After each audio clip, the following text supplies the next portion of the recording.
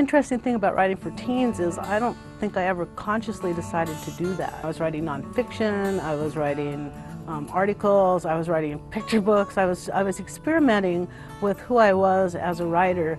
And when this story, Crank, which is my first novel, came to me, I had to tell it from the point of view of my daughter, who happened to be a teen at the time. And so it just was something that happened.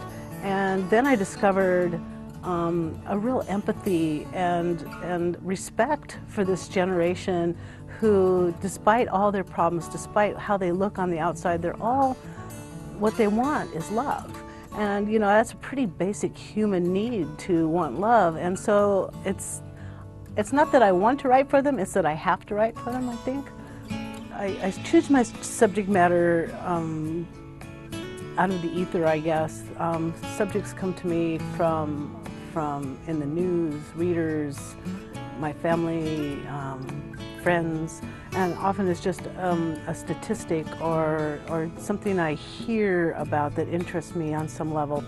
At the time I started Crank, I wasn't even writing novels. I was a nonfiction writer, and it struck me that the story was bigger than my family and my daughter. It was a story that was touching so many lives that it might be an important story to write for a broader audience.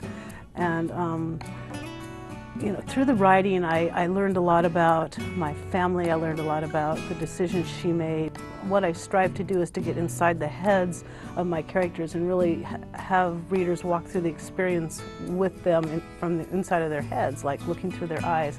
The real message I want my readers to get is, no matter what they're experiencing, they're not alone in those issues. You know, addiction, the depression, the feeling that you need to cut to relieve your stress, or to even maybe want to end it all. This is something that almost everybody experiences at some time in their lives, and I'd like them to know that there is hope, there's light beyond those dark places in their life, and that the future is theirs to shape.